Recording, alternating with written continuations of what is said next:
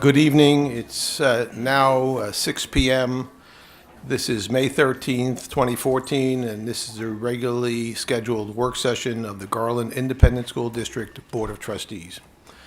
I had several calls yesterday and this morning if we were having a swearing-in ceremony today. There is a specific process that has to be followed. Between today and next Wednesday, we have to get certified results from the ballot board. Once we get those results, we must then schedule a meeting that's called with 72 hours notice. The trustees, and only 2 trustees are required, have to certify the election. Once that's all done, then we could have the swearing-in ceremony. So normally it would be 2 weeks from today, on the 27th. Notice of this meeting was posted as required by law, and a quorum is present. Norton Juster was a University of Pennsylvania trained architect and a popular writer of children's books, including The Phantom Toll Booth, The Dot and the Line, and The Hello Goodbye Window. The adaptation of his book, The Dot and the Line, won an Academy Award for Best Animated Short Story in 1965. A quote from Norton Juster from The Phantom Toll Booth. "What you learn today, for no reason at all, will help you discover all the wonderful secrets of tomorrow." Did you know that you can graduate from South Garland High School on a Saturday? 2 days later, you can start a job that will pay you over $50,000 a year. You will have full benefits, and you will have as much overtime as you can handle, including 1.5 and 2 times overtime. How does that happen? Well, there is an amazing program at South Garland High School called the Welding Program. It is run by a gentleman named Jim Barnett. Many people in the district think it is the best program we have for any student in this district. In fact, next year, for 40 slots for the program at South Garland, Mr. Barnett already has 85 applicants. How he will fill them, only he knows. One of his pupils is now working as an undersea welder and making over $200,000 a year. Another welder, 4 or 5 years out of high school, is now earning over $140,000 working as a welder for Lockheed Martin. Mr. Barnett has a list of about 30 companies locally who call him all the time for jobs, and another 30 throughout the state who call him for jobs. His people are always in demand. There are many people who say it is the only high school certified program in the Southwest. This past Friday, there was a ceremony for the welding certification program at South Garland. It's kind of interesting when you hear Mr. Barnett's description of the type of welding that occurs. There's one called shielded metal arc welding. I'm not sure what that is. Gas metal arc welding, and I don't know what that is. And there are all different types of welds that you could make. After you get your weld, he takes them over to a machine and tries to break the weld. Most of the time, early on in as a junior, and even maybe early in your senior year, he can break that weld. To get certified, he has to be able to not break that weld. We met several people who had 7 different welding certificates that they received last Friday. What an amazing, amazing program. Please join me for the pledges. I pledge allegiance to the flag of the United States of America and to the republic for which it stands, one nation, under God, indivisible, with liberty and justice for all. Honor The Texas flag, I pledge allegiance to thee, Texas, one state, under God, one and indivisible.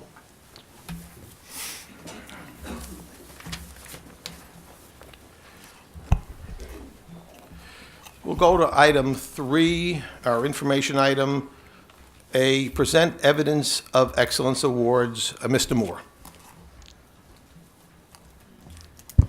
Thank you, Mr. Glick. Trustees, Dr. Morrison, if I may point out, Mr. Glick, the GISD logo behind your head, that was actually created by Mr. Barnett and his classmates. So just a point there. They do good work indeed. Gabby Reed is who we're going to recognize this first Evidence of Excellence Award. DECA, which is the Distributive Education Clubs of America, is an organization that has supported and promoted entrepreneurship since 1946. Brings together students, school administrators, and business professionals from across the country to ensure that the pioneering spirit that helped form America stays intact with today's youth. A guiding principle of the group is to help provide co-curricular programs that integrate with classroom instruction by implementing the context of business practices.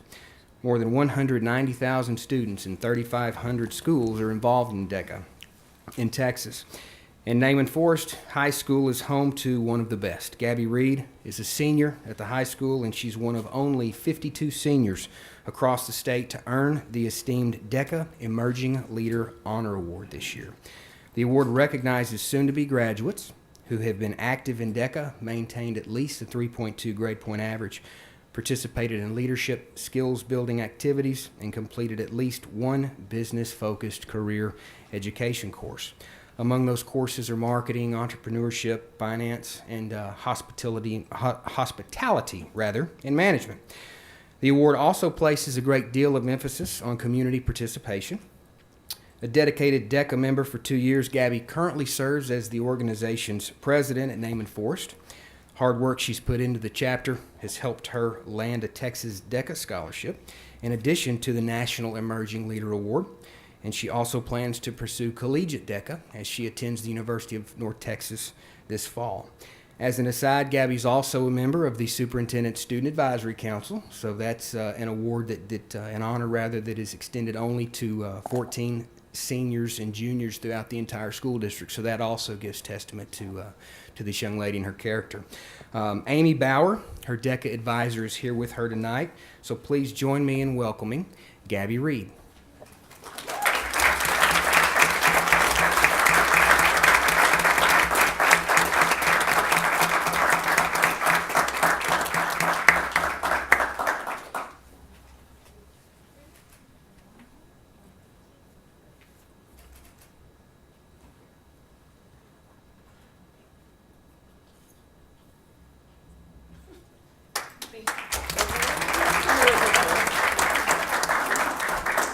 Would you like to recognize who's with you today? Good evening. I would like to thank all the people who come out to support me this evening. I have my mother, Miss Wanda White.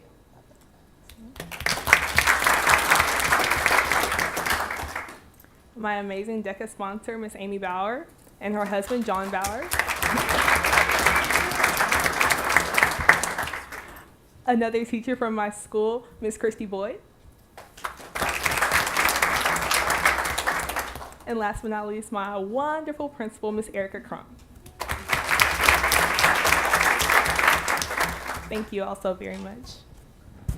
Now, before we let you go, we've heard rumors about this superintendent's council and what goes on, all these secret meetings. Would you like to tell us just a little bit about that? This is a chance for us to hear for the first time. Well, it is secretive, so I can't tell too much. But I really do enjoy being on the advisory council. It's an honor to have been chosen. I value the experience because I do feel like I get to voice my opinion and that things that I say are taken into consideration. So I'm very proud to be there, and I'm very proud to represent Naaman Forest on the advisory council. Thank you.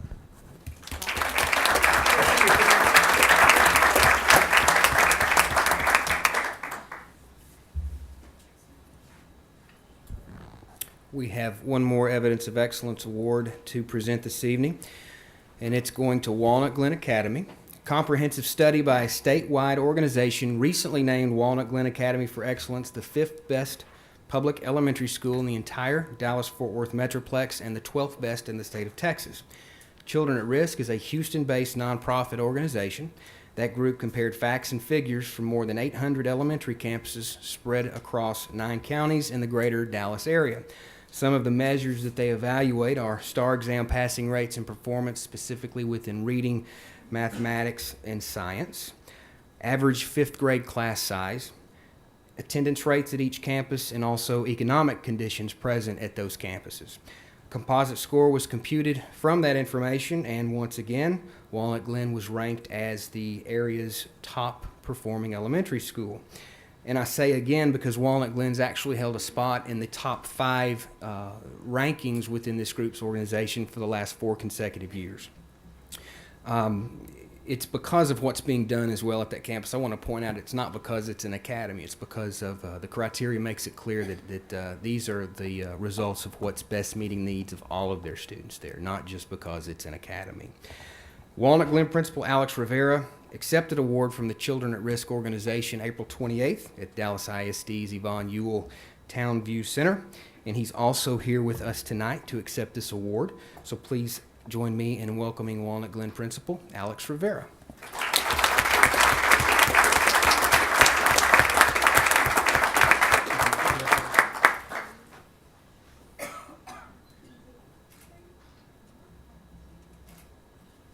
Would you like to say a few words and tell us who's here for you? Yes, thank you.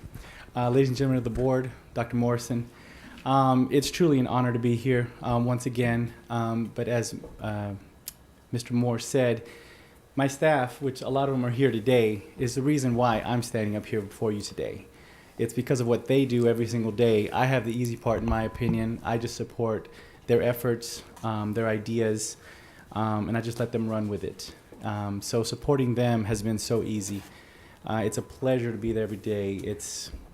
I just can't put it into words, really.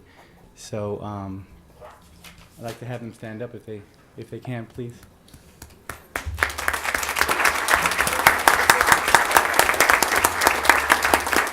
We have Ms. Loaiza, one of our first grade teachers, Ms. Hodges. Say hi, Ms. Hodges. Hi. Ms. Almaguer, Mr. Loaiza, Ms. Vasquez, my wonderful assistant principal, Mr. Trishelle. You made me go blank now. Ms. Wilson, I'm so sorry. Ms. Lopez, and of course, Ms. Jackie Davis. Thank you all so much for being here today. I know it's an afternoon for you guys, and I really appreciate your support. Again, thank you so much, ladies and gentlemen of the board, Dr. Morrison. It's a privilege to be here, and we're really excited about the direction that the board and Dr. Morrison's administration is taking us in the future. Thank you so much.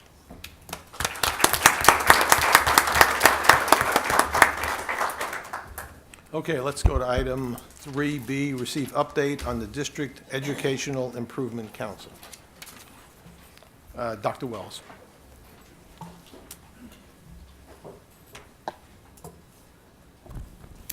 Good evening, President Glick, Board of Trustees, Dr. Morrison. Tonight, we're going to present to you an update on the District Educational Improvement Council. This is in compliance with Education Code 11.251 and Board Policy BQA Legal and Local. You'll find out in our presentation, we have 6 meetings a year. We've had all but 1. We have 1 more this week. Actually, tomorrow is our last meeting. But you will find out more about the district committee, and as well as the notebook you received last week. You should have had all the minutes, all the agendas, all the presentations that have been presented throughout the year. Dr. Clay Kemp was able to conduct a survey at the beginning of the year to kind of find out what our committee is interested in learning more about. And so we tailored those agendas based on their needs. So she's going to come up and present an overview for you. Good evening, trustees. Dr. Morrison. As always, I do have a presentation, but I promise it is not 50 slides.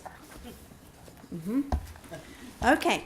As Dr. Wells reminded you, you have received copies of all of the information, not only that's presented during the meetings, but that the membership actually receives following the meetings so that they can go back and share those either with parent groups or with their faculty and staff. That does include the agendas, meeting minutes from the meetings, as well as copies of the presentations. And then they also receive copies of the surveys that we distribute at the end of the meetings so that we can get their feedback to make sure that all of the sessions that they requested that are then presented meet their needs. So first of all, what is DEIC? You may have heard those acronyms, and I was at a meeting last night with several parents and community members, and they said education is always about the acronyms. So DEIC stands for District Educational Improvement Council.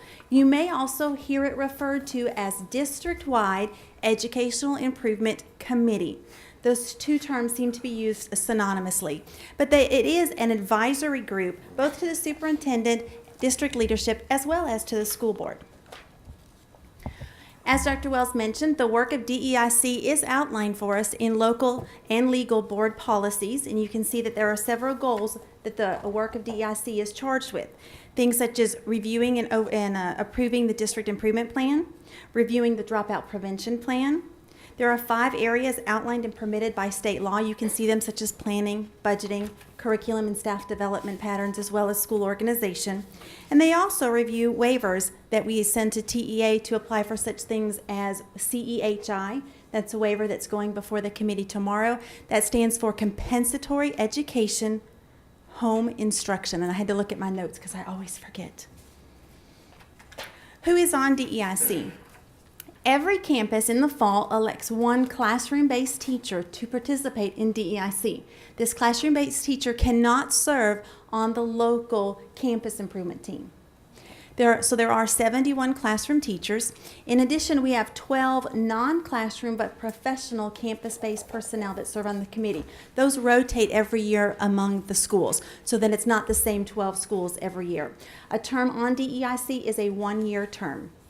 We have 4 district non-teaching professional staff. The non-teaching professional staff could be directors or coordinators or people at those professional levels, as well as 2 paraprofessional staff, 3 parents, 3 business leaders, and 3 community members, and all of those are at the recommendation of the superintendent.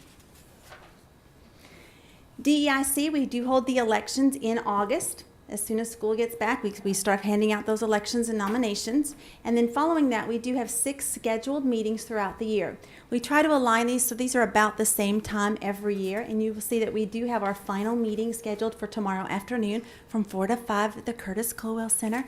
There's your open invitation if you would like to attend. Tomorrow's presentation is going to be in addition to the 2 waivers that we have on the agenda. Our technology department will be making a presentation. As Dr. Wells mentioned at the very beginning of the year, the very first meeting, I give them a survey and say, what information would you like to know about our district? So I take all of that feedback and comments, and then the majority is how we kind of prioritize who gets to present. And so I forwarded all of the questions that they provided related to technology, provided them to the technology staff, and then they'll be making their presentation tomorrow. And with that, I'll entertain any questions. Anybody have any questions? I just have one. Sure.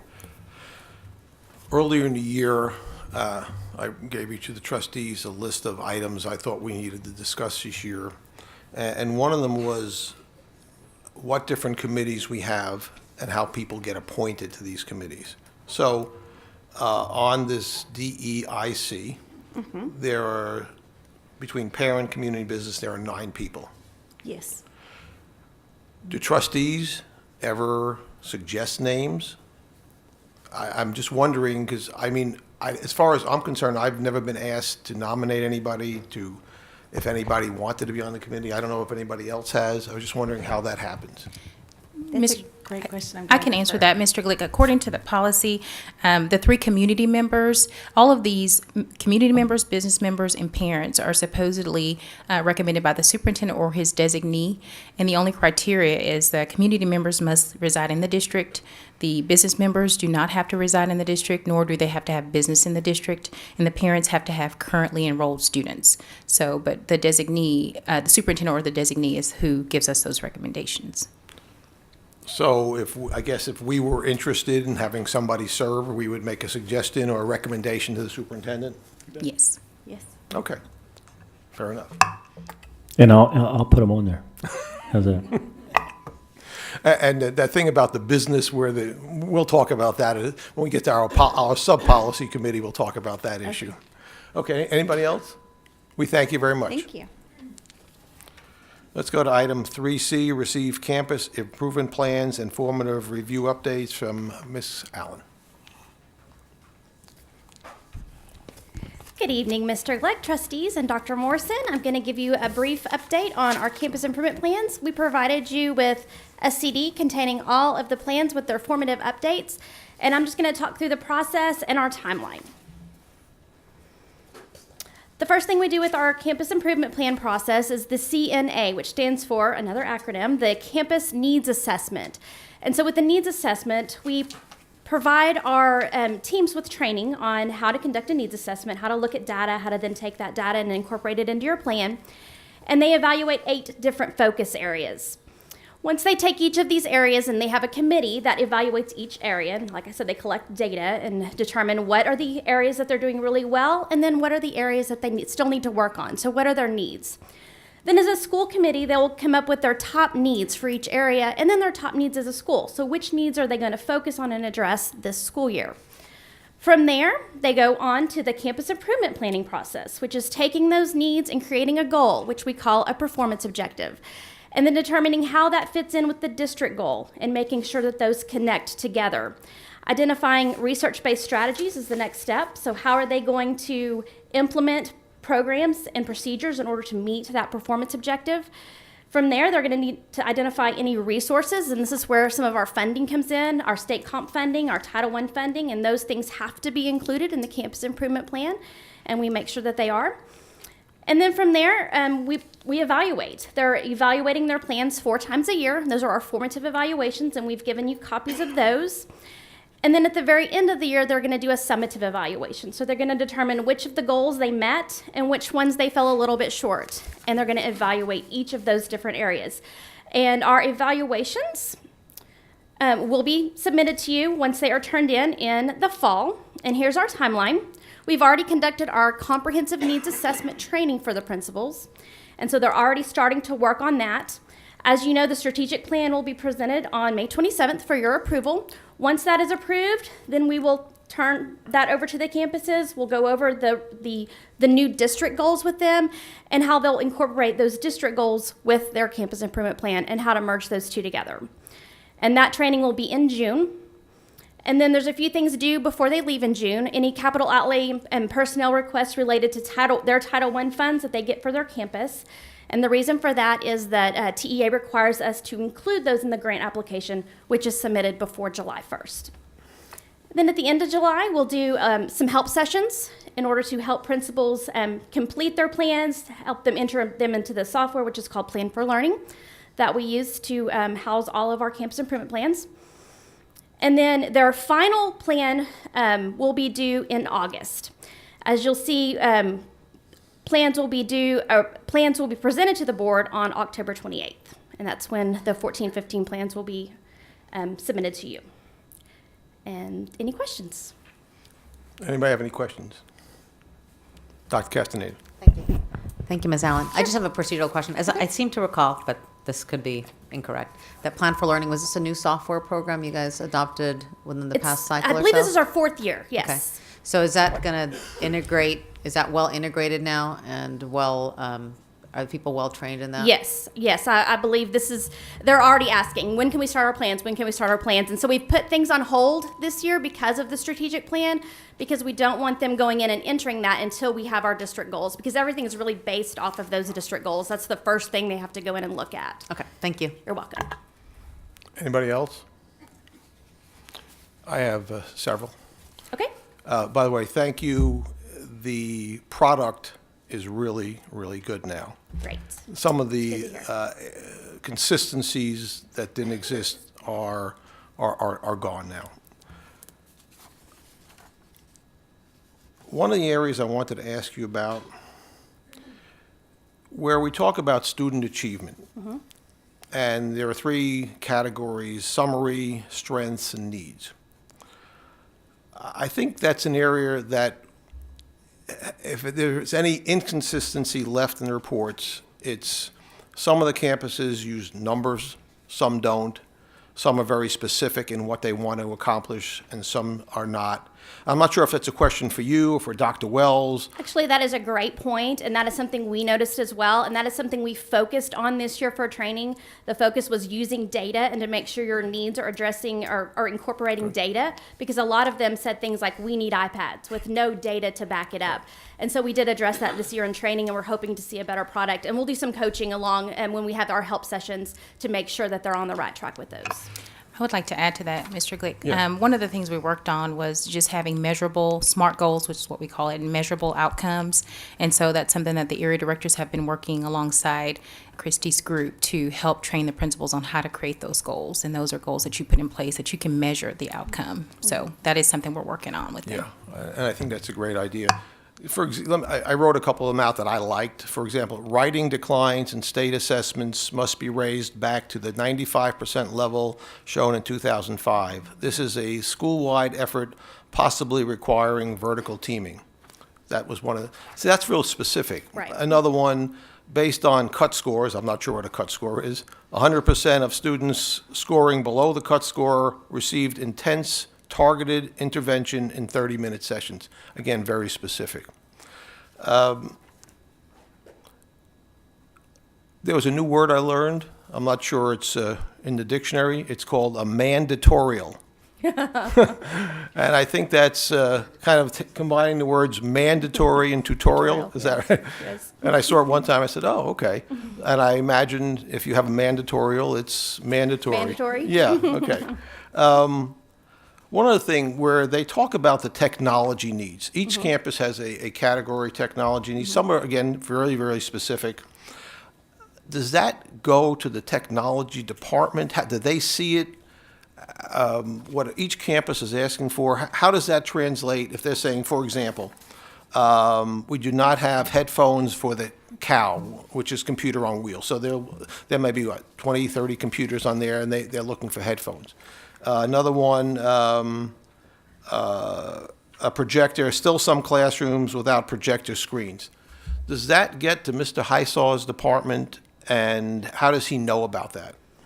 I'm not sure. Our department hasn't provided that information. A lot of times they use those needs to spend their Title I funds. We've seen a lot of things like purchasing the headphones because that was identified as a need, and so they're using their campus Title I funds to purchase some of those things. As far as how that gets back to the technology group from the CNA, I don't know. Okay. Mr. Heisaw, would you be able to comment on that? These are remember, we get the first of the campus improvement, and now we've asked for and are receiving them, the quarterly reports as they get updated. And there are several sections that talk about needs, some of which I think I agree are Title I funds, but where we're talking about the projectors and screens that sell some classrooms, I'm not sure if that's Title I or that would be of interest to you. Yeah, most of the time we will receive the information through the 3 technology coordinators. There's one in high school, one in middle school, one in elementary. And if it's any kind of device that we fan out through the district, projectors, it usually falls under our leadership to install them. Most of the computers, as long as it's the standard computers and the standard installation, we do that. But we receive most of the input through the coordinators, and then do a follow-up with the campus when we can. Thank you. And any other questions from Salem? Thank you again very much. Okay, let's go to item 3D, review second quarter investment report. Ms. Roundtree. Dr. Morrison, Mr. Glick, and the Board of Trustees, what you have before you tonight is an information item, is the second quarterly report for the 2013-14 school year. It covers the time frame December 1 through February the 28th. The first chart you'll see in your packet is a chart that depicts a snapshot of the district's investment position as of February the 28th, and as of that date, the district's funds were all invested in investment pools. Of the $286 million, 3.5 was in the Lone Star investment pool, with the remainder in Tex pool. And behind that chart, you'll see the information that details how the pools invest the funds that are deposited with them. And this is just provided so that you can see the underlying investment of the pools, and you can also see that mirrors the investment policy of the district as well. And behind those documents, you'll see a graph that illustrates the daily interest rates in the pools over the last quarter. and these rates range from .0214 to .0413 over the course of the quarter. And the final document details the exact amount of each of the district's investments in each of the funds as of February the 28th. If you have any questions, I'll be glad to answer them. Anybody have any questions, Ms. Roundtree? We thank you very much. Thank you. Okay, let's go to item 4, which is our public forum. You will have 3 minutes to speak. That time will begin after you give us your name, address, and if you have any children in the district.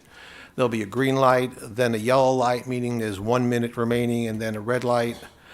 Please do not specifically name any individual. First one is Elizabeth Nino.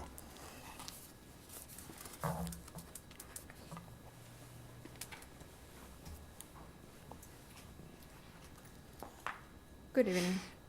My name is Elizabeth Niño de Rivera. I live in 2000 East Arapahoe Road, Richardson, Texas. I'm a bilingual kindergarten teacher in Edridge Elementary. Dear members of the board, Dr. Morrison, we have approached you several times at this forum, asking for your intervention in hopes that you will fix our situation. On several occasions, Dr. Morrison and the school boards have mentioned doing everything that is in your hands to help us, and that you will keep us informed of any actions taken. As of today, we have not received any information, nor have been officially contacted by any member of the board or anyone from the district. It has been made public that some people from the district were taking advantage of the H-1B program and the foreign teachers. However, thus far, the only ones that are being penalized are us, the H-1B teachers that have not acquired their permanent residence and will have to leave the country. The lack of support for your teachers is very disappointing. It has been reported numerous times, the district's sadness for our situation. Yet, the sadness has not been enough to provide us with the assistance that has been mentioned. We have devoted almost a decade of our careers to this district, abided by the laws to this country, and proven to be model citizens. We deserve the support needed to acquire what was promised, the permanent residence. Thank you. Thank you. Alfonso Cesares.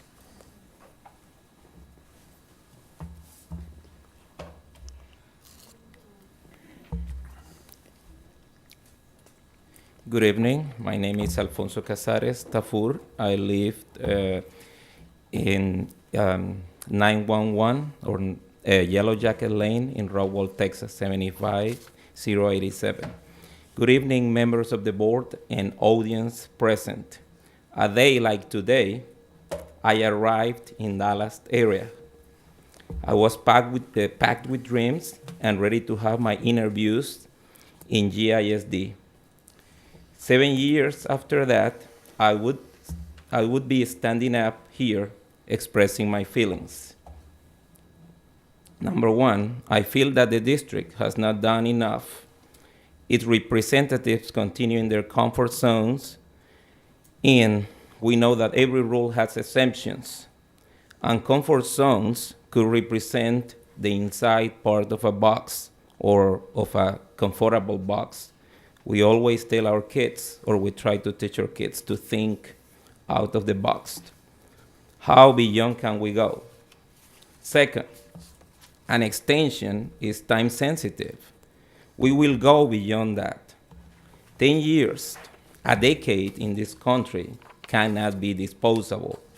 Fairness and justice need to fix our hardship. Third, it all seems that from the money returned from the visas we have paid, the bad wages from last year were drafted. Checks need to be accompanied by an invoice specifying or describing what has been given back to have things clear. Number four, the definition of bad wage is as follows. A common remedy for wage violation is an order that the employer make up the difference between what the employee was paid and the amount he or she should have been paid. Number 5, the check I received today is not the cure. The extension is the same. It's not a cure either. We need a permanent solution. The checks are an evidence of things that were not well taken care of. Number 6, I constantly tell my students not to give up. I want to clarify here tonight that I have to be congruent. We won't give up. 7, I continue teaching my students with passion and with energy. And number 8, thank you. Thank you. Francisco Marcano. Good evening, Francisco Marcano. I reside at 6218 North Shiloh Road, 75044. Members of the board, audience, good evening. Different cognitive theories posit that it is feasible to acquire knowledge and produce a behavior by repeatedly saying or going through the same experience. We can come here, as it was mentioned before by my colleagues, to bring this to your attention. However, our efforts have been ineffectual. As you all know, as well as the public knows and the public side know, our cases were dealt with not precisely diligently, but obviously with a lot of the lack of the tactful process that it should have entailed. This is what I'm here to urge you to really step forward and really do what you need to do. Theoretically speaking, it sounds beautiful when we hear the concern that some of you have shown, but in the praxis, this has been ineffectual. The communication has been non-existent. And I urge you to really step forward and really do something for us. A lot of things were kept away, they were hidden, and you didn't even know what was happening in the first investigation that the school district underwent, and the way some money was divided so you didn't have to go through your screening here. And yet, you haven't become inquisitive.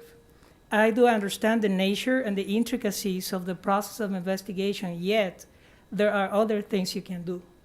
And this is as important as the new iPads, as the new technology, is far more important, which is the human resources.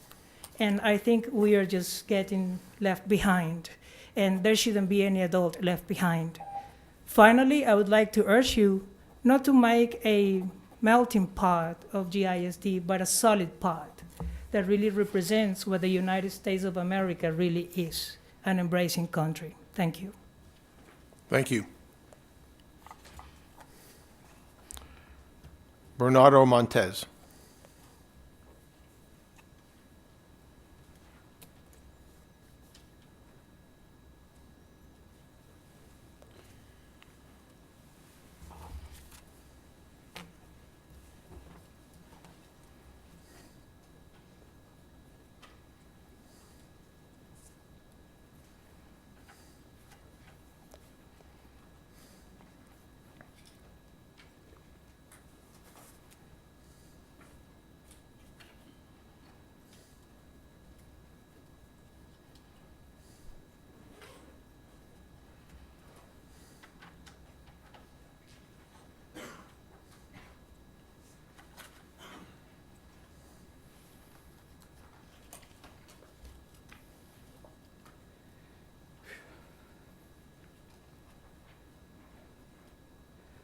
Well, good evening. My name is Bernardo Montes. I reside in 517 Indian Paintbrush Drive, Rockwell, Texas. And I work at Hillside Academy. Board members, community in general. I'm here to talk in front of you, the people. And in front of you, the people I thought could do something to somehow fix the injustice committed by the executive human resources director, the law firm, etc., and etc. Well, now you know the truth. We, the teachers, have been saying for months now. It is really disappointing how the district administrators have treated us. Just like we have said before, disposable items.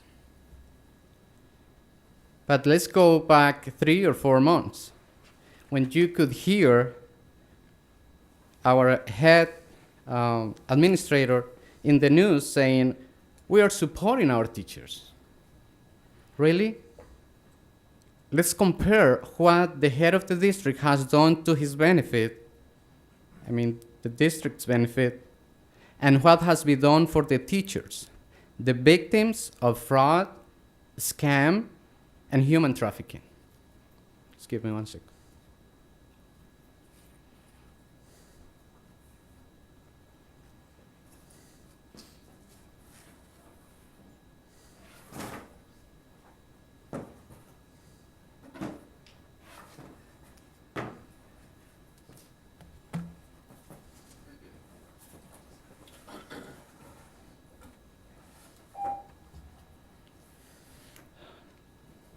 Let's first see the district side. What the district has done for its own benefit? Number 1, the people involved in this fraud went in administrative leave, and 1 was retired. Number 2, they turned in the situation to Homeland Security. Number 3, they hired new immigration lawyers or advisors just to their benefit, not the teacher's benefit. Number 4, they paid a private investigation. I don't know exactly how much, with what money. I don't think it's out of your pockets. Number 5, press conference to wash their hands. And I did this because I'm a teacher. I'm comparing and contrast. I'm using high order skills so everybody can understand. I hope I can take a little more. What I put in the middle is what we have or should do for our students, work for our students and families. And on the other side, you can see what the district has done for the teachers. Couple of phone calls and left a message because nobody answered. Nothing meaningful. Phone calls, nobody answered, sorry. We tried. We did our best.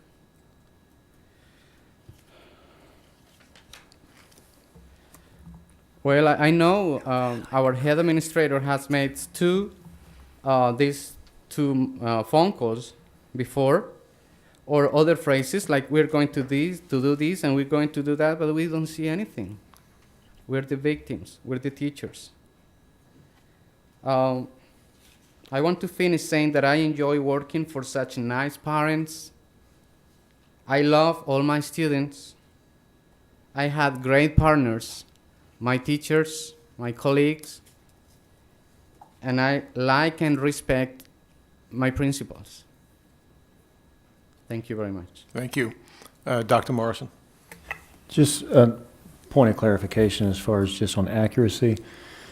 3 of the 4 individuals who spoke, I have personally spoken at your schools and given updates on the visa. I have not been to Etheridge yet.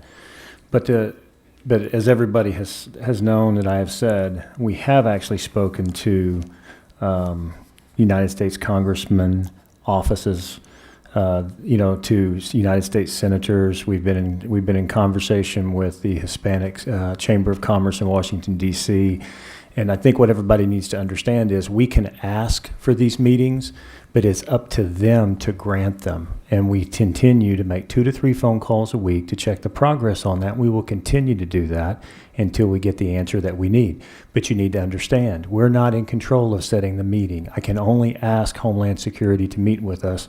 I cannot force them to meet with us. But we will continue to do so, and we have 2 to 3 different avenues that we're looking at. And as I was at Hillside about a week and a half ago, you heard me say this very thing because we had this conversation. Thank you. Okay, I've spoken to each of you. We'd like to move item 6D up. So with that exception, we'll go to item 6D. Consider renaming of the Student Services Building. Dr. Morrison. Board members, before you, we have had several conversations in the last couple months about looking at a process of naming facilities. We have had a couple presentations from administration, feedback from board, came back and finalized a new policy, and before you, we have a consideration for you to discuss and possibly, if you would like, to move forward in the renaming of the Student Services Building, and I will leave that open to the board for their discussion at this time. Thank you. So, as you remember, we had a policy. We asked to look at that policy. That first glance occurred at our second meeting in November of last year. We asked Dr. Reeves to review that and come back and make a presentation at our first meeting in January. That presentation was made. We had several more discussions. We went through our legal counsel to make sure some of the wording was as we hoped it would be. We finally approved the new board policy at our meeting on April 8th.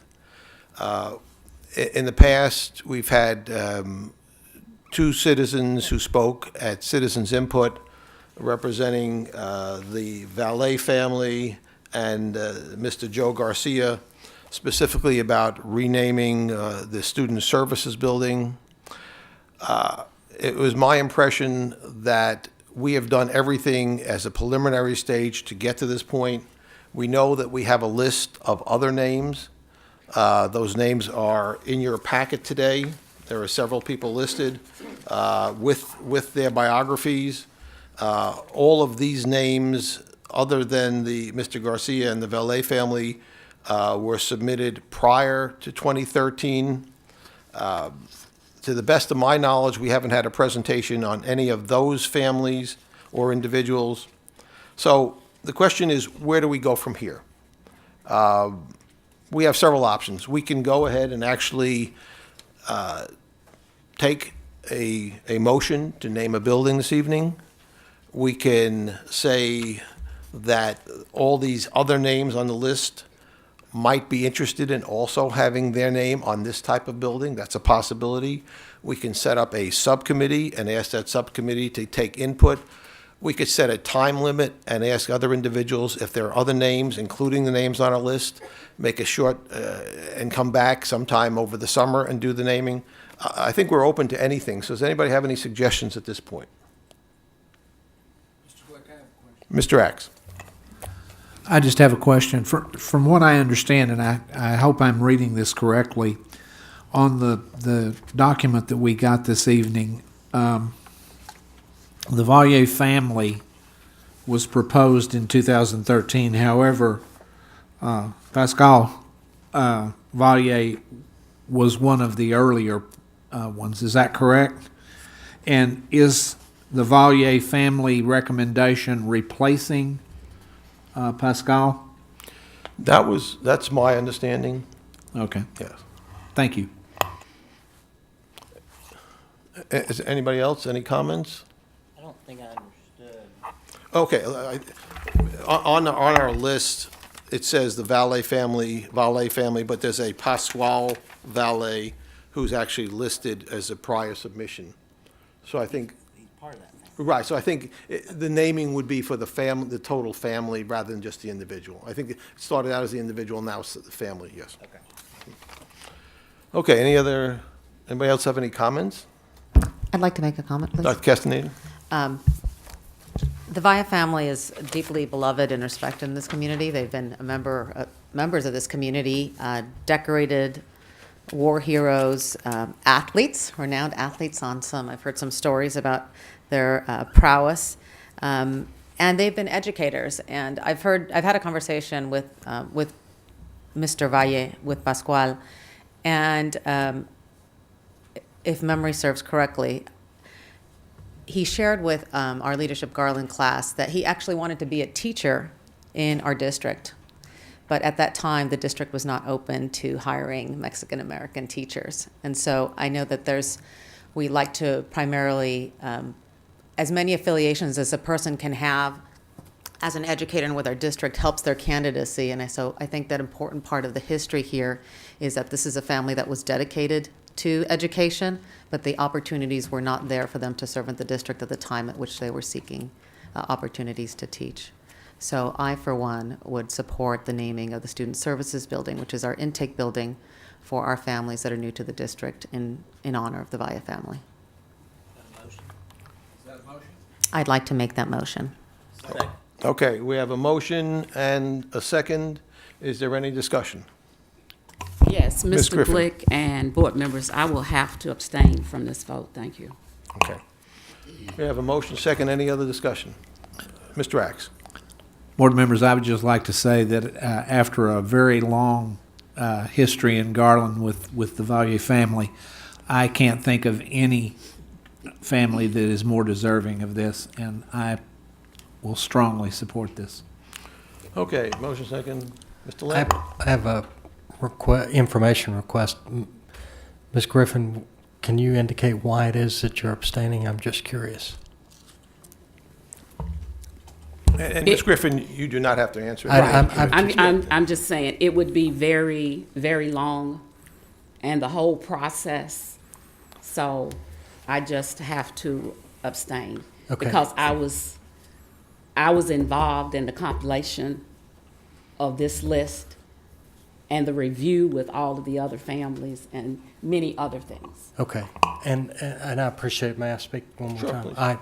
please.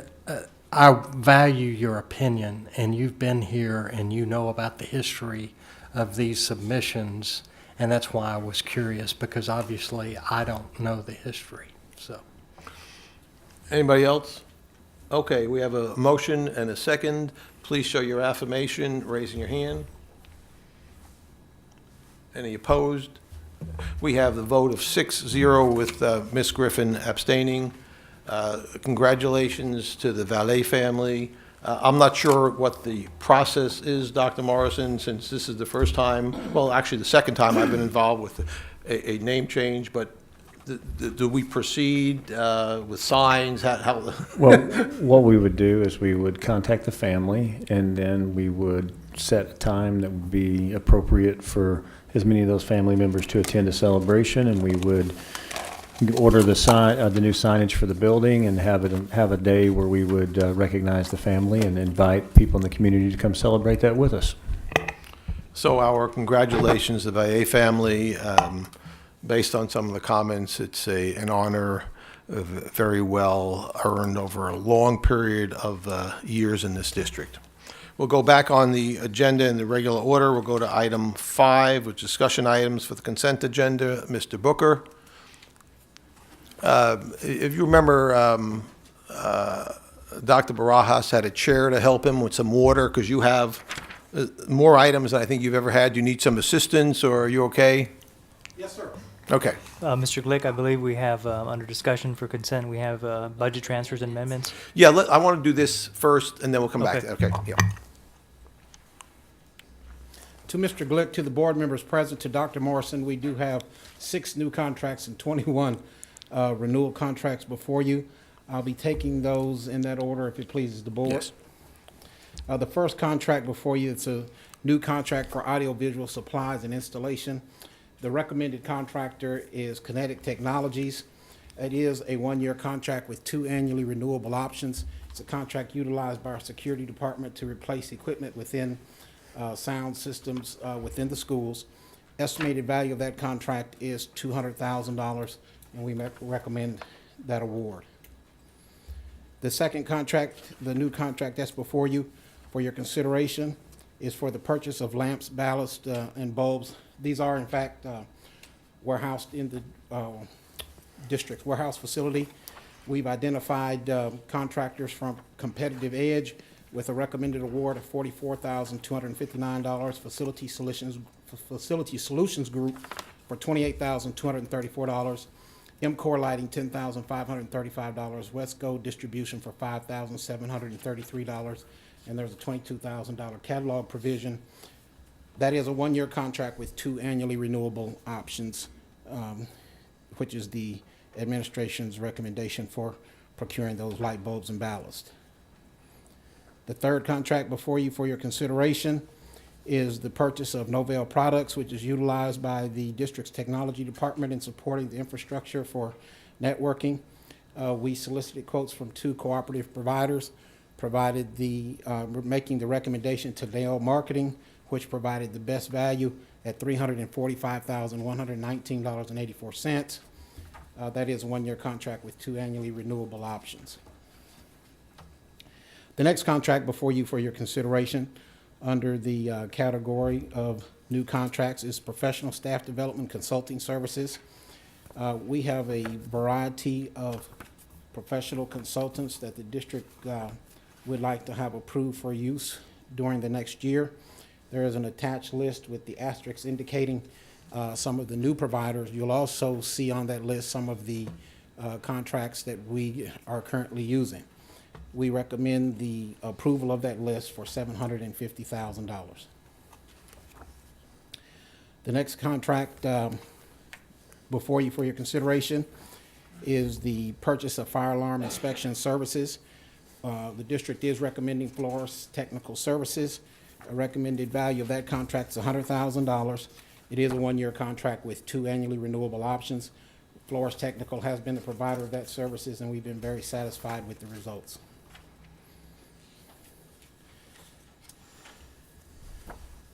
The next contract before you for your consideration is the purchase of job order contracting.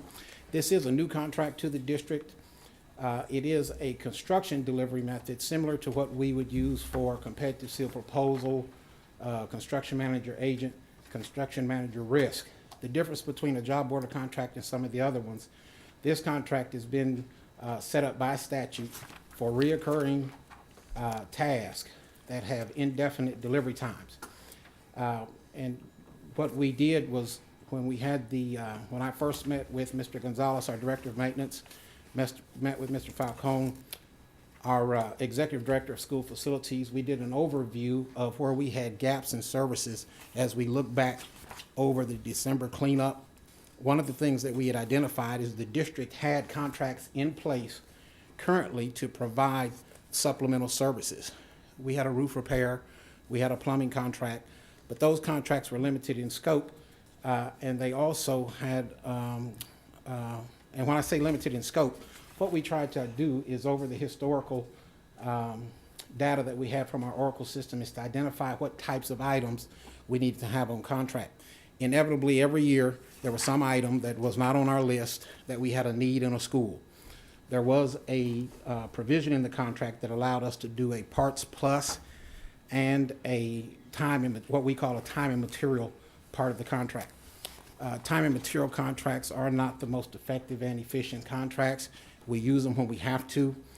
After we reviewed all of those factors, had a discussion, we thought well of instituting a job order contract for our district. One of the issues and one of the things that had to be identified is what's minor construction. I believe you have been provided under separate cover a list of guidelines that were provided by our council. One of the things that we've tried to do is delineate what is minor construction.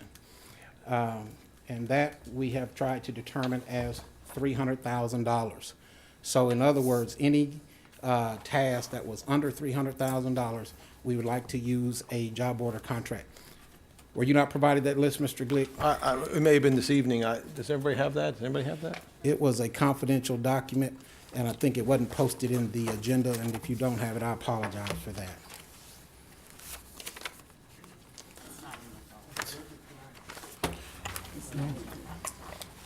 Well, Mr. Glick, I can certainly make sure that you receive it, but it was just a list of guidelines and recommendations from council on how we would, in fact, use a job order contract.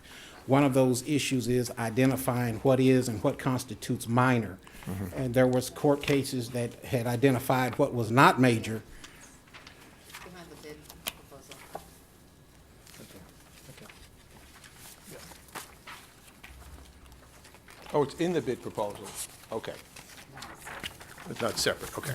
I apologize for misleading you. Okay. Well, let me just stop you a second, Mr. Booker. Yes, sir. So later on our agenda, we have an item, Delivery method, I believe, is that what you're yeah, referring to? it's item F, review resolution for future construction delivery methods as job order contracts. Okay. And there, of course, as you just mentioned, it says 300,000. Yes, sir. So this agenda item that we're talking about now, which is just in our discussion phase, says 600,000. Yes, sir. So how do we go from? Yeah. Okay. The list of minor repairs that we would look at, when we looked at a historical review of our contract span, at some of those contracts, the weatherproofing, the roof repair, all of those individual contracts that we'd been managing individually, we estimated the value of those contracts at approximately $300,000 to $400,000 annually. So what we're asking for is, and what we're anticipating is, over the course of the next year, there's the potential of having approximately $600,000 of those very small contracts. And when I say small, they could be $20,000, $8,000, $4,000, $3,000, $2,000 orders that would aggregate to $600,000 over the course of the year. What we have proposed is any particular item or task that cost over $50,000, we would use one of the alternate providers that's being recommended for award to allow them to also give us a price listing for the same work or job. So that's... It's getting more confusing, to be honest with you. What we tried to do is identify how many of those small orders that would be under the board threshold of $75,000 in the next year. We estimated that at $600,000. Okay, but you have an item, I'm sorry. Does it save money doing it this way? We believe that it is a more efficient methodology. And one of the reasons that I believe that it is more efficient is it takes away the time and material effect of some of our contracts. I just am not a proponent of using time and material contracts because there's just no incentive for the provider to be efficient. The longer the job lasts and the higher the parts cost, the more money that they make. So job order contracts have predefined a price by the RS Means book, which is a construction book that most construction companies use when estimating prices. We have a predefined coefficient that would be applied against that pre-priced book, and we know what the price of a task is going to be based on a published book. So we just think it's going to be a more effective and efficient method. I get what you're saying, okay? So the first time we have, a little later on, we're approve a new way of doing it, job order contracts, maximum amount of 300,000, right? Yes, sir. So the first time we see it, it says 600,000. What we try. How can we say? I think you're conflating two different things. One is further on down in the agenda. What we're saying is the delivery method for projects under $300,000. What we're recommending that the board approve is the JOC method. Anything that is more than $300,000, we will go with the competitive seal proposal for the delivery method to secure services for construction. Now, what we're asking for is a bid limit of up to $600,000 in the accumulation of various JOC jobs. So, for instance, let's say there was one job that was $295,000, assuming that the board approved this. We would use the JOC, and we have now used $295,000 of the $600,000 cap that you've given us. But what Mr. Booker is pointing out is that a lot of these jobs are in the $40,000 to $30,000 range or even smaller. The capacity is $600,000. Not the fact that we're bringing $600,000. I'm sorry, I've written an awful lot of contracts in my life, and when one thing says 300, the other says 600. Well, again, we're conflating two things. What we're trying to do, Mr. Glick, is identify the threshold of what our district constitutes as minor construction. There's no statutory requirement. From the research from council, there's no limit that establishes when the statute says minor. We sat down administratively and tried to say, to the best of our ability as a district, what is minor construction. It was agreed that any task over 300,000, we would utilize competitive seal proposal. The smaller reoccurring task throughout the course of the year that we would use job order contract. What is that threshold and limit to be the separation point? 300,000. Yes, sir. Can I try? Because I'm just curious if I get this. All right. So I'm just trying to figure this out with you folks. So hang with me. Well, all right. 600 and 300. Let's. I'm just going to use roofing as an example here. Okay. And I have 6 or 7 roofs out there that just need repairs, not replacement. And different bids come in at 50,000, 75,000, 45,000, or whatever. All right, so it's below the $300,000, so we would use this. But if you add all of those 7 up, it might actually be $495,000 total in the same company. So not one bid was over $300,000. If any one of those bids was over $300,000, we would do a sealed competitive bid. What we're saying is the total of that, if you had 6 or 7 projects going on, we would not let the total of that go over $600,000 before we would make them go out and do a competitive bid. So the example that, if I'm getting this right, the example Mr. Booker gave is a bid comes in at $295,000. It's absolutely below the $300,000 threshold, but we had, say, 2 other projects. And one project was for 50 and another was for 50. So now we're at 395,000. That's acceptable because not any one project was over 300 and it's below 600. But if you had 3 projects and all of them were 295,000 and it was the same company that we were going to give this to, that goes over the 600,000 and we would have to put it out. Is that what you're telling us? Yes, sir. We would use competitive seal proposals for any task or series of like tasks that aggregated in value of over $600,000, or excuse me, over $300,000. The $600,000 is, Mr. Glick, and to the board, no different than many of the other contracts that we bring before you that are basically estimates based on the administration's past experience and what we believe the usage will be.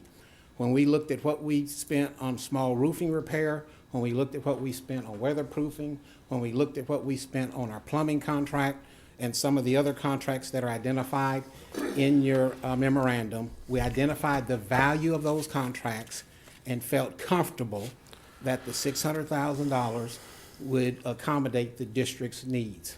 Mr. Booker, where is the $600,000 number written? I don't see it anywhere. I see 300,000.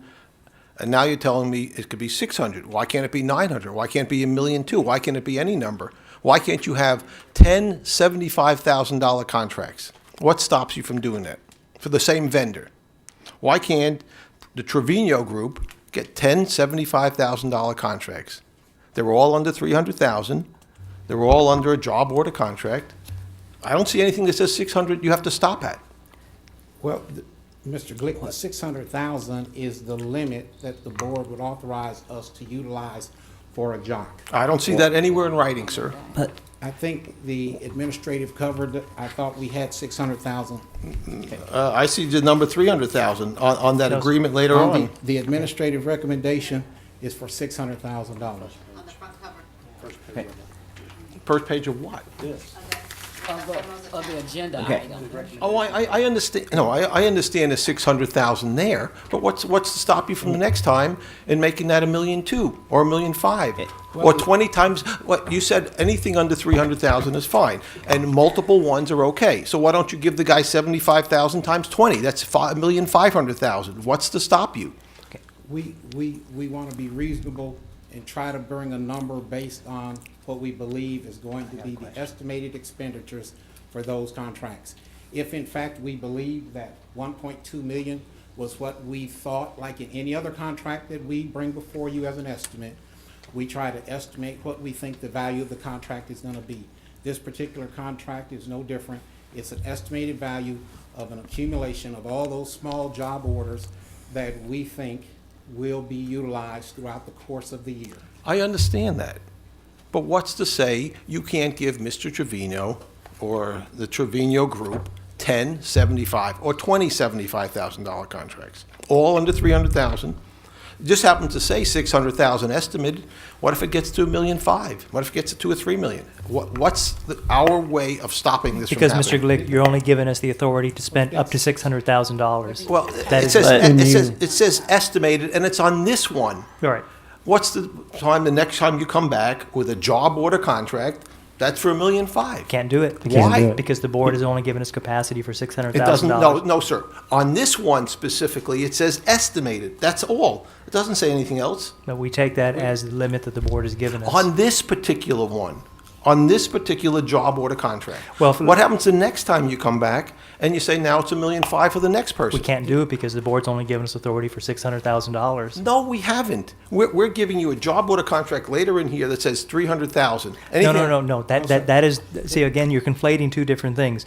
The other one is simply saying that in no event will we actually use a job order contract for a contract that is more than $300,000, only thing less than $300,000. So the fact that these are both divisible by $300,000 perhaps is confusing everyone, but they're two separate things.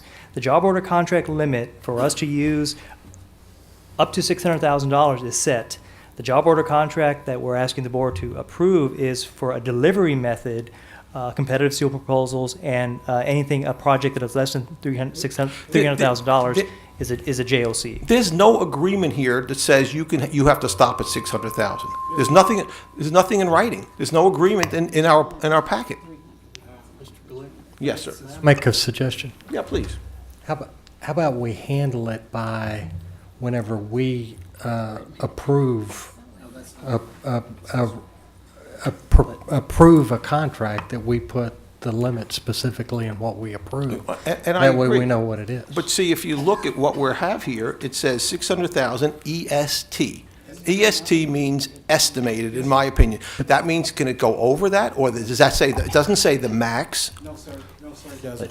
Once again, the $600,000 is what we've estimated. Mr. Glick, if you could just, and I'll try to just be, over the course of the year, we evaluate the contract spend, and we have contract documents that monitor the spend of a contract. When that contract gets within 70 or 80% of that limit, whatever the limit the board approves, we receive a notification. And that's when you will see the administration bring back an increase for contract.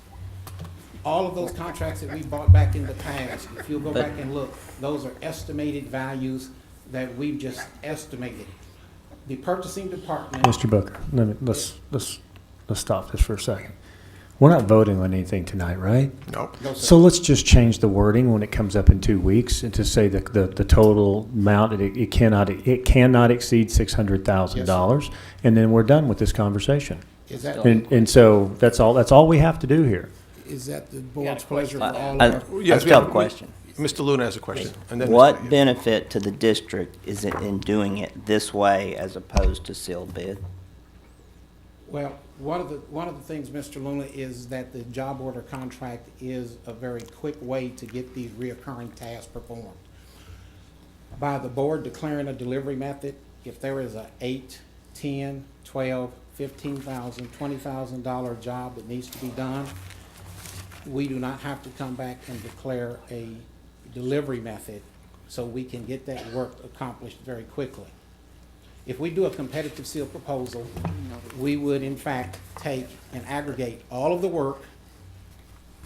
We would develop bid specs and plans, put that work out for bid, and bring it back to the board like we're going to do some of the contracts tonight for some of the other facility projects. So you're telling this occurs often? I understand, I mean, maybe I'm not understanding the whole deal, but you can go out and spend $75,000 without coming to us.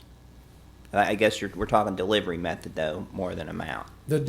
Yes, the delivery method is what we're going to be discussing later, which is just basically the board, because the statute requires that the board must authorize the administration to use a delivery method. That's the reason the resolution is being brought before you. Okay. It's a statutory requirement that you approve us using a job order contract. If we are going to come back each time that we're going to try to use a job order contract, one of the efficiencies gained is, for example, if there are 35, 40 windows that get broken at a school, based on a job order contract, the maintenance department would work with the Trevino group, identify the individual task in the means group, apply the coefficient, we would issue a purchase order, and let's just say that purchase order is $12,000. That is a order for $12,000. There will be a series of those small orders that occur throughout the one-year process that we anticipate would be $600,000. Okay, thanks. Mr. Axe?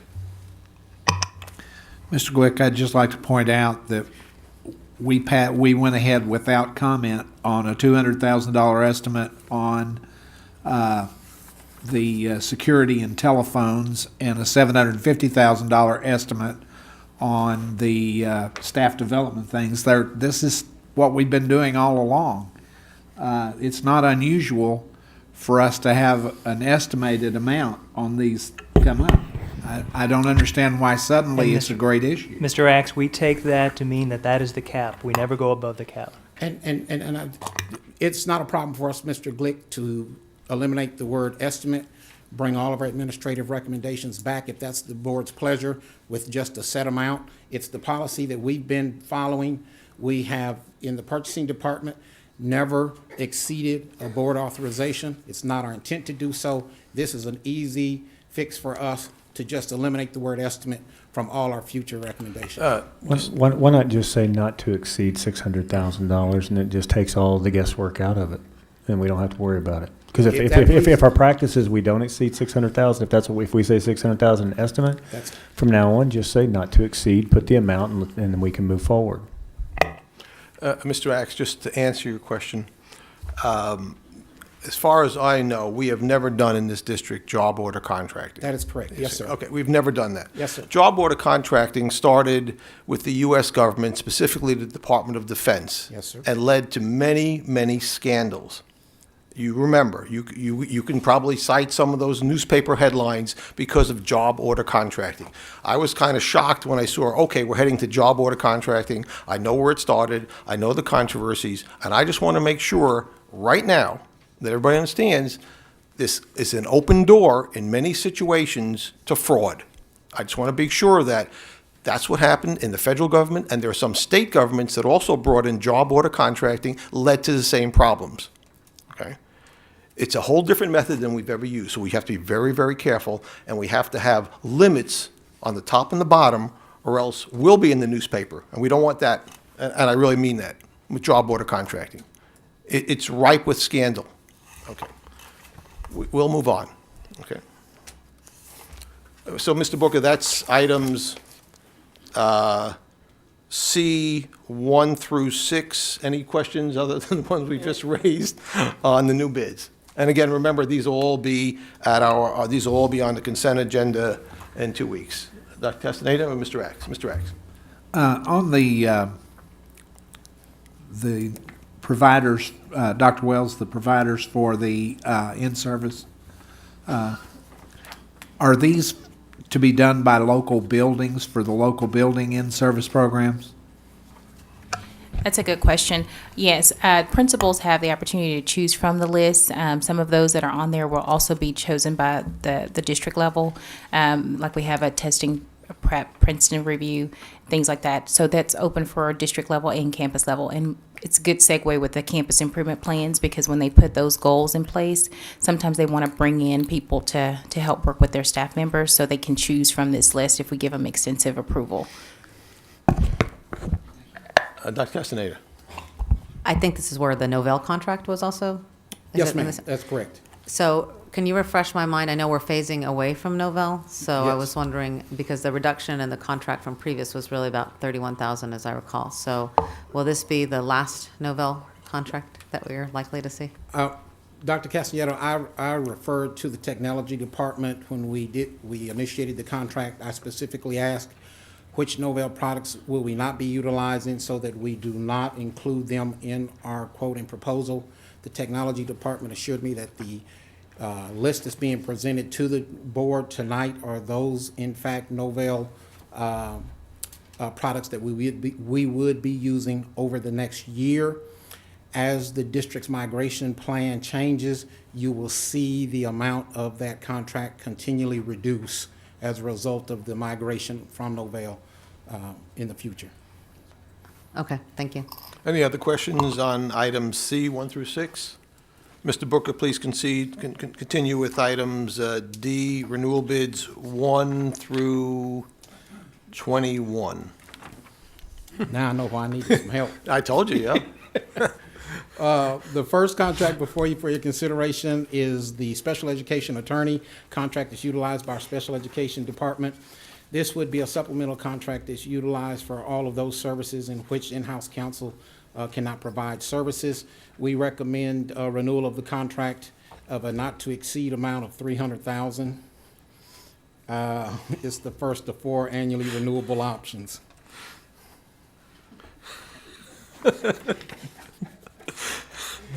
The next contract before you for your consideration is for Daktronics scoreboard repair.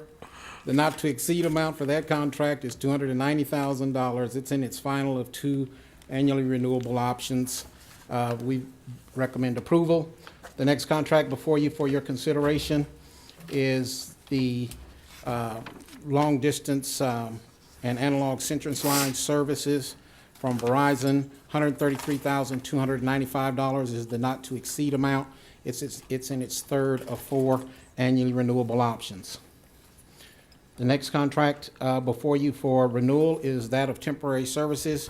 We have 3 firms identified. The not-to-exceed amount of that contract is $900,000. It's in its final of 2 annually renewable options. The next contract before you for your consideration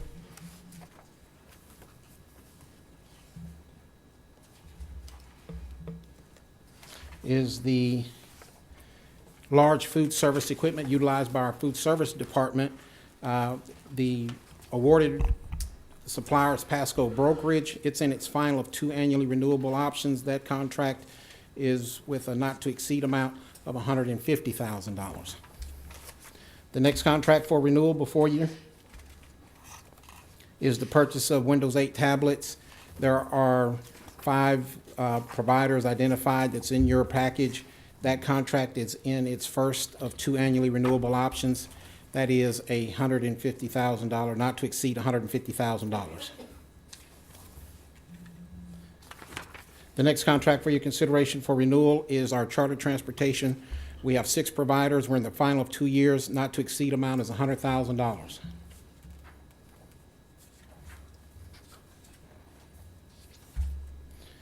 The next one is the purchase of electricity services. The provider for that service is Direct Energy. Just would remind the board that this contract is only for those districts that are, or for those facilities not serviced by Garland Power and Light. These would be all of the Garland, Rowlett, Saxe facilities. Estimated value, or the not to exceed amount for that contract, is $3,500,000. It's in its final of 3-year options. The next contract for your consideration is the renewal of our custodial services. GCA is the contracted supplier. The value of that contract is $4,365,682. It's in its second of 4 annually renewable options.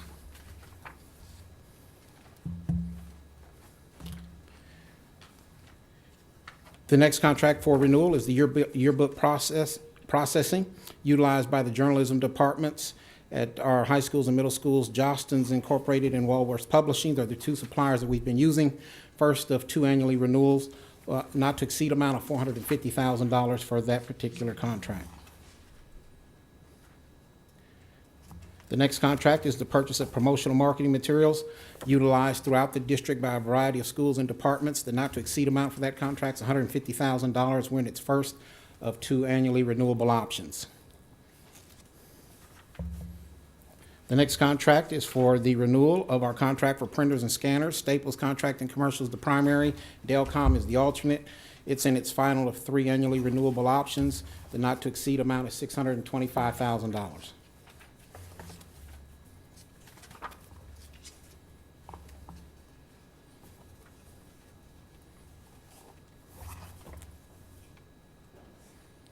The next contract for your consideration is for cellular telecommunications equipment and services.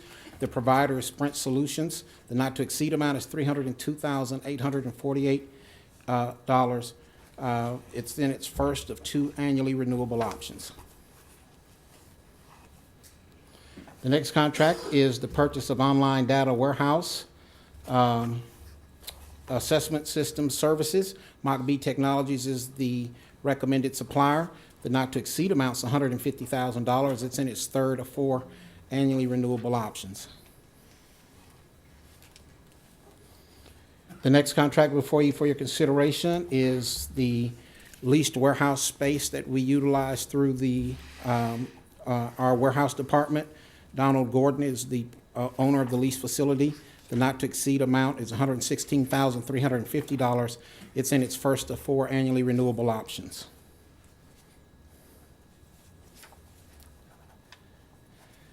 The next contract before your consideration is the instructional materials equipment services catalog. The not-to-exceed amounts $1 million.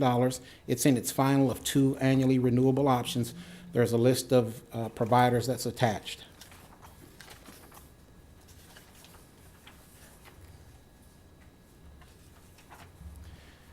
The next contract for renewal before you tonight is the purchase of Webline professional development tools. School Improvement Network is the recommended supplier. The not-to-exceed amount is $253,610. It's in its first of 3 annually renewable options. The purchase of audit services provided by Whitley Penn. The not-to-exceed amount for that contract is $115,690. We do have representatives from the audit firm that's available if there are any questions as it relates to the audit. The next contract for your consideration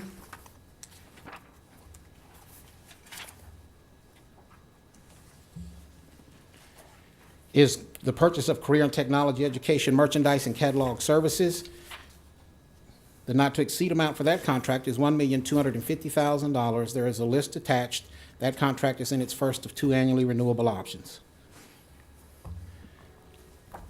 The next contract for your consideration is the purchase of Radware, which is utilized by our technology department. Solid Border is the recommended contract for a not-to-exceed amount of $130,622. It's in its second of 4 annually renewable options.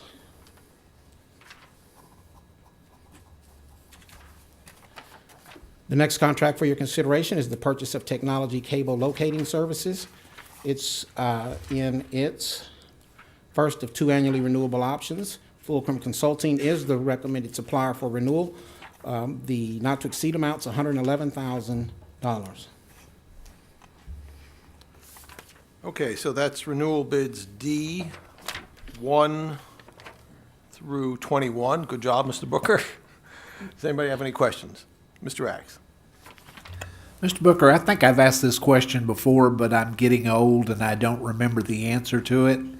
And it doesn't concern a specific bid here, but do we take into consideration large political campaign donations to anti-public school No, sir. by our suppliers? No, sir. Okay. Anybody else? I have a couple, Mr. Booker. Yes, sir. On, I guess the first one would probably be for Mr. Wilborn. I believe I saw he was here. On the D2, the marquee scoreboard, Mr. Wilborn, that's going to be a brand-new board, I believe. Could you tell us a little about that, please? And this is in the Colwell Center, inside. This is inside, correct. President Glegg, Dr. Morrison, and members of the board. It is correct. It's basically replacing the scoreboard that we have there. It's removal of the total scoreboard with the installation of all the necessary equipment that goes along with that in the replacement process. We've had problems over the last 2 to 3 years with the board. They've come out and diligently attempted to repair, and they provided this board to us at a prorated rate to replace the board. Would you say it's an upgrade to what we have now? It's definitely an upgrade. It'll be a 10 millimeter, and all the technology, of course, has changed from 10 years ago in reference to HD, et cetera. When would you expect, assuming it passes in 2 weeks, when would you expect installation to occur? Installation, we would estimate, if everything goes tonight, probably late August for installation, if they're able to get everything in time. Okay. Any other questions, Mr. Wilborn? Thank you, sir. Oh, yes, Mr. Lambert. You indicate that there have been problems with Daktronics, but obviously you're still satisfied with that vendor. Can you tell us a little bit more about that? Yeah, it's not a problem with Daktronics. The problem is with the board, and they purchase the materials for the board come from other vendors that go in along with the board, but they have been diligent in coming out and attempting to repair all along, so I don't have a problem with Daktronics at all. Okay, thank you. Appreciate that clarification. Okay. Mr. Booker, yes, you indicated Whitley Penn is here. Yes, sir. Because their representative come forward? Yes. Yeah.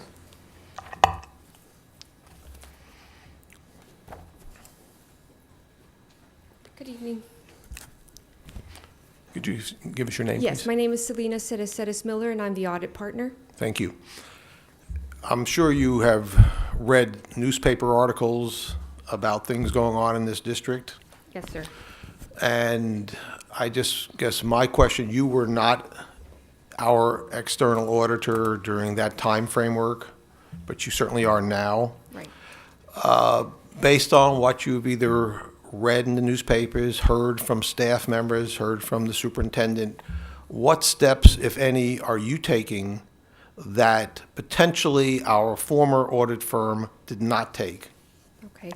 Well, I can't speak to the other audit firms. I can tell you what our firm does and what generally in the profession we do. We go through a risk assessment to identify the risks that would be material, directed material to the financial statements. So we're opining on your financial statements. When we conducted the audit, of course, if you're aware, we didn't become aware of the situation till September of 2013, and we had already conducted our test of controls and things of that nature. Now that we're aware of the situation, we could definitely identify it as a risk. The main thing that is important to do in a financial statement audit is to ensure that is it directed material to the financial statements? Would a user of the financial statements be swayed one way or another if a certain occurrence is recorded or not recorded? In this instance, what I've been seeing in the paper and working with management, the dollar amounts that are being reimbursed will probably be, or not probably, but will be booked to this year's fiscal year 2014 financial statements. At that time, when we aggregate all the payments, we'll determine, okay, how do we book that? Will part of it be a liability that will be dispersed in fiscal year 2015? But we will definitely look and ask the question, okay, as far as how many employees are on H-1B visas, and approximately how much should the district pay for those employees, and then determine, okay, what impact does that have on our financial statements?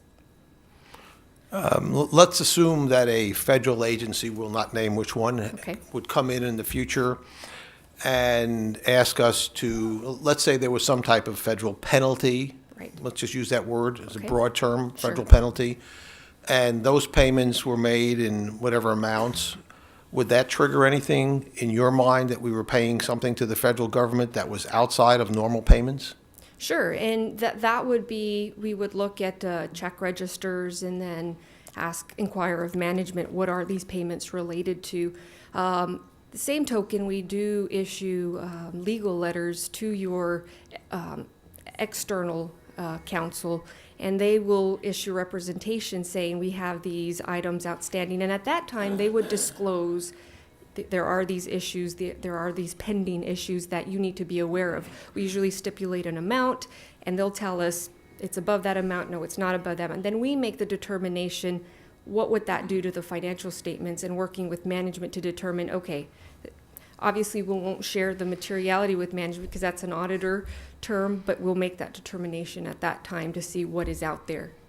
By law, you report directly to this board. Correct. Okay. And let's assume, let's say management said, that's fine, don't worry about it, and you thought there was a material issue. Definitely. What would you do in terms of informing the board? Sure.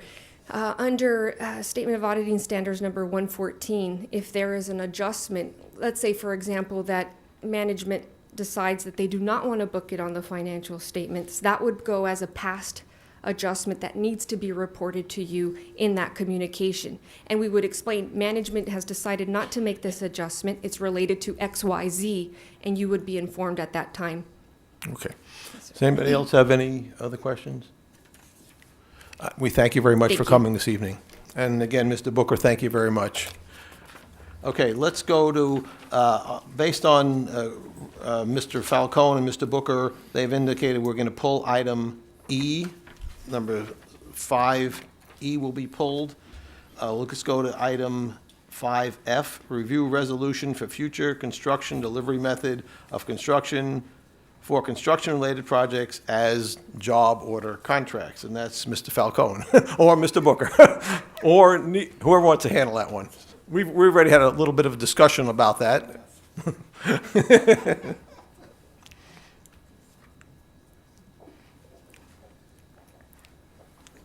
Mr. Glick, Dr. Morrison, trustees. The job order contractor, and maybe this will help clarify some aspects of it. As we head into the summer months, we have identified summer projects or deferred maintenance work orders that we couldn't do as routine maintenance during the year. And we know that it's going to take, it could be a classroom, or excuse me, a school building with needing 10 classrooms of new floor covering or carpet or BCT. It could be a wall. It could be something that's going to require resources to do that. And rather than pull those resources out of other campuses to do that work, we want to utilize a job order contractor. I've used job order contracting for a number of years. And Mr. Glick, to your point, unless you don't have tight controls from beginning to end, you can there can be some cause for concern and some shoddy work, and the list goes on and on. But that is not the case with the way that myself or Mr. Gonzalez would operate our job order contractors. The other thing that is good is that when you have a primary and a secondary, you're able to have competitive pricing. I'm not a fan of sole sourcing, so if there are 10 rooms that need carpeting, we can put that out to bid, or not to bid, but we can get pricing from both of our job order contractors and go with the more lower bid, or we can give it to both, and that's another good thing that we like to do. So that's just a little bit of this process. I don't know if that helps or anything. Because what happens is when you pull those resources out of the schools, we get farther behind with our work orders, and our deferred log just grows and grows and grows. So by utilizing a job order contractor, it helps alleviate that process, or not the process, but it helps alleviate that backlog, and lets us stay on task and doing more and more work, getting jobs done at schools. Anybody have any questions? Thank you, sir. You might as well just, I think we're going to item G, review resolution for future construction delivery method of construction for construction-related projects as competitive sealed proposal, CSP. Yes, sir. Now that's something that the district has always been familiar with, and those are, as Dr. Morrison said, when you have 10 roofs, that when you add them collectively into a bid package, or you could make it into a bid package that are in excess of $300,000, then that would have to go out for a CSP. So that's the difference between a CSP and a job order contracting. I know the dollar and the caps were a little confusing, but I think Dr. Morrison hit the nail on the head by saying that if we say not to exceed, that'll clear things up a lot easier. But the CSP process is something that we're all familiar with, and it's our larger scale jobs, jobs that we do in the district. Thank you very much, sir. Okay, let's go to any questions. Let's go to item H, Review offers from Green Extreme Homes, CDC, for purchase of struck-off property. Ms. Holmes.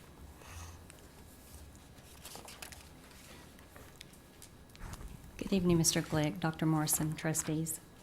The City of Garland has received a offer from Green Extreme Homes for the property at 3021 Rilla Drive in the amount of $23,000. The property was struck off to the city in May of 2010. The property value is assessed at $79,950. The disbursement worksheet shows that Garland ISD would receive $7,751.28. Are there any questions? Any questions? Thank you. Thank you. Okay, let's go back to item 5A, review budget transfers and amendments to the 2013-14 adopted budget. Ms. Weldon? Oh, yes.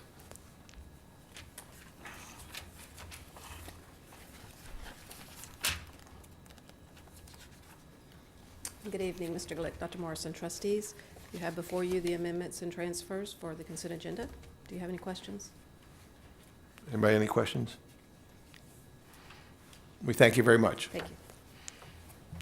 And item 5B, review tax refunds.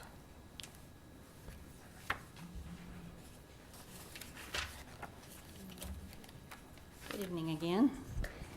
We have 17 tax refunds this month. The total is $101,314.71. Are there any questions?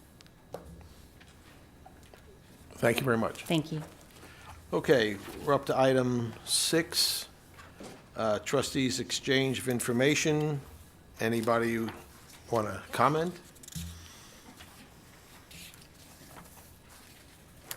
I'm assuming no. We'll go to item 6, consider the date to canvass the votes. I mentioned this briefly at the beginning of the meeting. Ms. Mings, have we heard from the agency yet? Okay, so we need to pick a time. Generally, in the past, we've picked a noon. It takes a very short period of time. We just need 2 trustees. That's it, amazingly. So is Dr. Morrison, Tuesday noon okay, right here? Is everybody, can we get 2 people here Tuesday at noon? 1? I guess 2? Okay. And that'll work. That should be good then. This is going to be a catered lunch and everything, I'm assuming? It won't be Babe's, right, I know. Okay, let's go to item 6C, review our calendar. May 15th, General Educator of the Year Luncheon, following Team GISD. Very important thing that we've had several people asking about. This coming Saturday at 10 a.m. is the Doherty dedication ceremony. May 21, the Senior Summit at the Colwell Center. May 22, Rowlett Chamber Golf.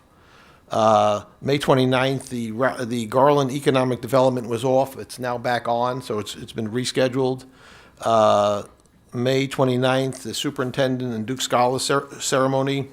We have obviously all the graduations starting on June 5th through June 7th. And then coming out through the middle of June, the TASB Summer Leadership Institutes. I know that, was it San Antonio and Fort Worth? Where's the other? Yeah, San Antonio and Fort Worth. Anybody else with any?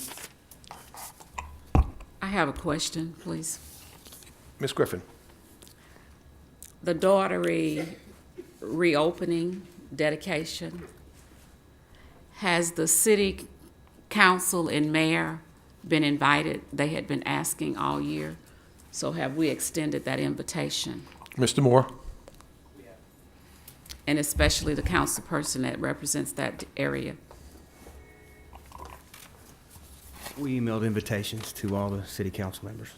Have and we the heard back city from management. I can check tomorrow, but I don't know if they've RSVP'd or not. No, ma'am. Okay, if we could just follow up. You Thank bet. you. Also, Lakeview Centennial has received a major honor. They're going to be presenting their one-act play on Wednesday, the 21st at 4 p.m. in Austin. Any other items? Let's go to item D, future discussion items. Anybody? I know we're building a beautiful new press box at HBJ Stadium, and I'd like to request an agenda item on a future agenda, an action item to name that press box for our employee of 45 years, Mr. Joe Garcia. Okay, Mr.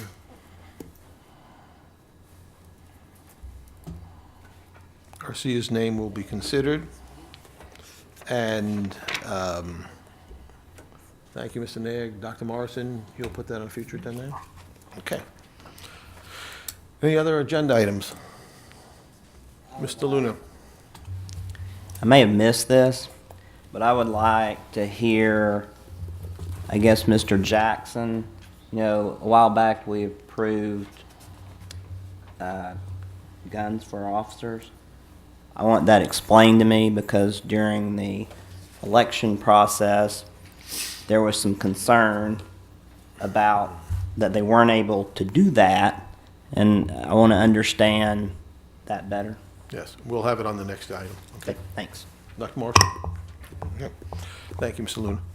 Okay, let's go to action items 7A, consider approval of the 2014 summer flooring replacement. Mr. Falcone.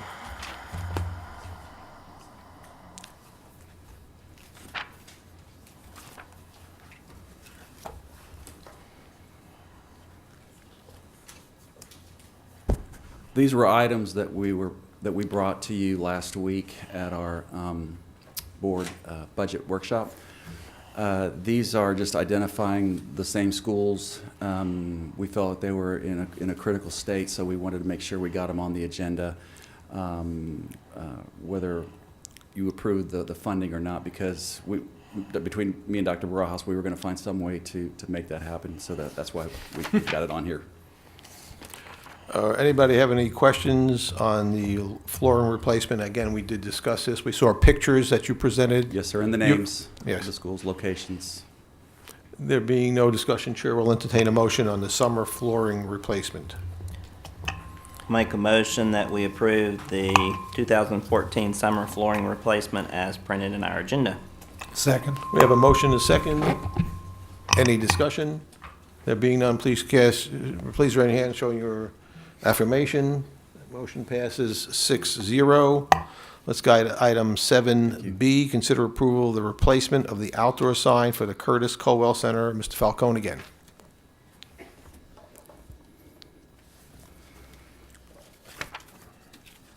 Let me first start by saying that this went out to bid twice. The first time we only had one bid submitted. So Mr. Booker and I both agreed that it would go back out for back on the streets. And so when we received the second wave of bids, we had 5 vendors that attended the pre-bid, and we had 4 submitted bids. The eventual award, we feel it needs to go to Dektronics. Again, you're familiar with Dektronics. They have the scoreboards at both of our stadiums.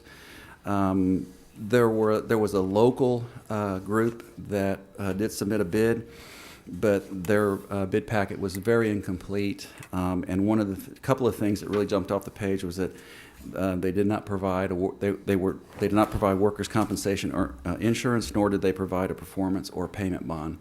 Which, when it's this dollar amount, you've got to have both of those items submitted.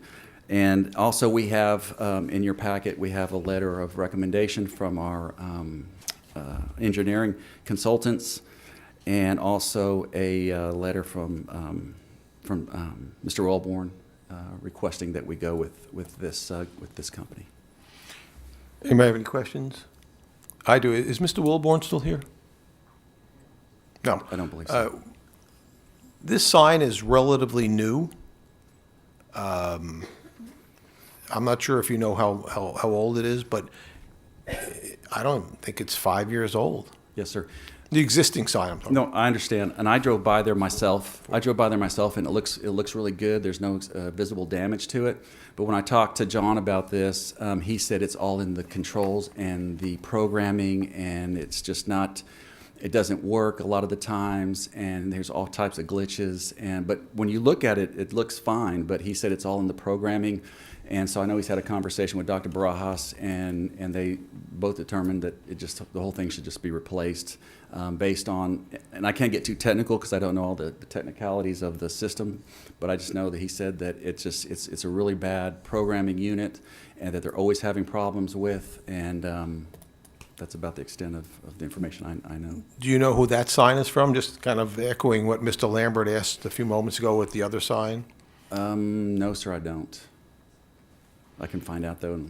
I can tell you the sign was purchased in November 2008, and since then, I can tell you that we have had problems, as Mr. Valcone mentioned, with the guts of it, essentially. The structure of it, it looks fine. If you drive by, you can see it, but we've had problems. Mr. Booker and I have dealt with this many, many times, even with the former GM, I believe. So we are at the point now where we think that this is going to rectify all those issues. In fact, there was even some talk a couple of years ago, or maybe less, about just getting rid of the sign completely. Well, we put the kibosh on that and said, no, let's not do that. And that was that led to, no, let's go out one more time to see what we can do for the innards of it. And I think that we finally have a solution. Ms. Booker, did you want to add anything? I was just going to add that we worked with Mr. Wilburn and his staff in documenting some of the performance problems and lack of service of the sign. The LED lighting, similar to what was put on the inside of the arena, is being upgraded to full video. There were significant problems with providing service from that particular company. We have documented those service problems with that company, put them on notice that it was poor performance. They chose not to participate in the bid process, but Mr. Wilburn and his staff had a history of problems with the internal workings with that sign. The resolution, display, and the fiber optics were just not very conducive. When that item came before us back, when you say, I asked the question, is this sign going to be very visible from all the traffic going by on George Bush? And the answer was decidedly yes. When the sign went up, to me it seemed decidedly no. Is there anything going to be done to this sign so we can attract people, all the traffic going back and forth on a major highway? Are you talking about the height? I just wanted somebody to be able to see it. I mean, that was the first one was supposed to be done, and I don't remember all of the details, but that had to deal with the city ordinances, and we requested. I don't remember everything. It was requested one way, and when the city finally approved it, when we secured a vendor, then it turned out to be something totally different. So I think we are locked into a city ordinance. I may be wrong, but as it relates to the height of the sign, there is a restriction by the city on a height restriction for signage off of the 190 property. I think the biggest upgrade that's going to occur with this, Mr. Glick, is the actual video itself. According to the engineers and Mr. Wilburn, the colors will be richer, darker, easier to read. Not that it's going to, of course, increase the height of the sign, but Mr. Wilburn, the engineers, and everybody involved believes that the upgrade is going to be an enhancement to the sign. No, I understand the zoning regulations. So the thought is that when we see this, we'll be impressed, and it will be very visible from thousands and thousands of cars seeing the sign. Well, Mr. Glick, what I can tell you is it'll be an enhancement over the existing sign. Okay. As it relates to how impressed you are. Okay. I think that's about the best job we can help for. Okay. If any other questions? Yeah, not a bad idea. Okay. Any other questions? All right. Chair then will entertain a motion on the replacement of the outdoor sign for the Colwell Center. Move approval of the administration's recommendation for replacement of the outdoor sign at the Curtis Colwell Center. Second. We have a motion and a second. Any discussion? Please show your affirmation raising your hand. That item passes 6-0. Thank you, sir. Let's go to item 7C, consider approval of the portable building trades for decks, ramps, steps, skirting, canopies, concrete, and painting. Mr. Falcone. Yes, sir. This came about in light of in light of last year's all the portable moves that were done during the summer in preparation for the start of school. It's also in line with our job order contractors because if we can, again, going back to my example, if we can keep the, so to speak, the forces out in the field doing routine maintenance, we can rely on our job order contractors and our building trades folks, contractors, to provide these services to the district. And we had two vendors that provided bids, and the vendor that we went with actually has done business with the district before. Anybody have any questions? Chair then will entertain a motion on the approval of building trades, decks, ramps, steps, skirting, canopies, concrete, and painting. Move approval of the administration's recommendation for approval of portable building trades for decks, ramps, steps, skirting, canopies, concrete, and painting. Second. We have a motion second. Any discussion? Please show your affirmation, raising your hand. That item passes 6-0. We're now pleased to go into closed executive session under 551-001, specifically 551-071, private consultation with our attorney, and 551-074, personnel matters.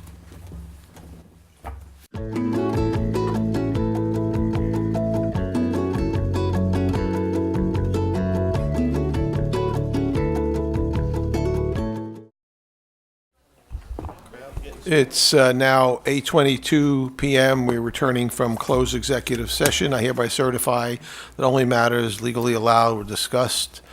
Is there a motion?